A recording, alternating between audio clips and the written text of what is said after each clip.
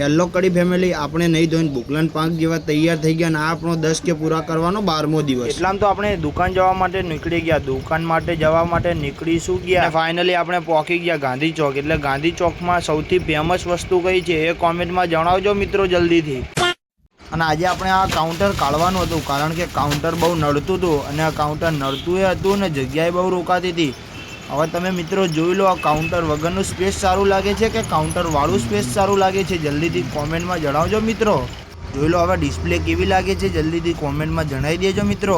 પછી આપણે આજે કાળઝાળ ગરમીમાં 12 વાગે બરફ લેવા જતા રહ્યા કારણ કે આજે મોડું થઈ ગયું, ડિસ્પ્લે લગાવવાની હતી એટલે માટે. અમારા કડીમાં સોમવાર હતો એટલે સોમવારનો તો સન્નાટો રહે છે મારા ભાઈ. સોમવારે બધી દુકાનો બંધ રહે ને શાક માર્કેટે અડધું બંધ થઈ જાય છે મારા ભાઈ.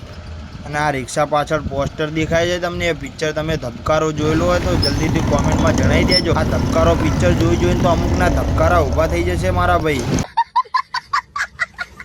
પછી આપણે બરફ લેવા જતા રહ્યા ને બરફ લેવા ગયા ને એટલા અમે દુકાને આવી ગયા કારણ કે આજે ગૌ માતા માટે બિસ્કિટ ખવડાવવાના હતા એટલે દુકાને આપણે આવી ગયા હતા મારા ભાઈ. અને દુકાનેથી બિસ્કિટ લઈને આપણે નીકળી ગયા ગૌ માતાને બિસ્કિટ ખવડાવવા તરફ. અને કડી ફેમિલી આપણા 10 કે જલ્દીથી પૂરા કરી દેજો મારા ભાઈ. એટલામાં તો આપણે નીકળી ગયા તો ગૌ માતા આપણે દેખાઈ ગયા.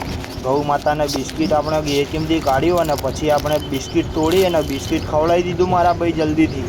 પછી બિસ્કિટ ખવડાવીને અમે જતા હતા તો બીજા ગૌ માતા દેખાઈ ગયા. બીજા ગૌ માતાને બોલાવીને આપણે બિસ્કિટ ખવડાવવાનો નિર્ણય કર્યો કારણ કે બોલાવ્યું ત્યાં સુધી આવી ગયા તો બિસ્કિટ ખવડાવી દીધું આપણે મારા ભાઈ. તો એટલામાં આપણે ત્રીજા ગૌ માતા દેખાઈ ગયા. ત્રીજા ગૌ માતાને આપણે બિસ્કિટ ખવડાવી દીધું ને ત્યાંથી નીકળી ગયા બિસ્કિટ ખવડાવીને પછી તો. અને પછી મિત્રો આપણે ડિસ્પ્લે લગાવી દીધી અને ડિસ્પ્લે લગાવી તો આપણે બહુ થાકી ગયા હતા. એટલે આપણે આવા જ વિડીયો જોવા માટે હિના ચિલ્ડ્રન વેનની આઈડીને ફોલો કરો, શેર કરો ને લાઇક કરો જલ્દીથી.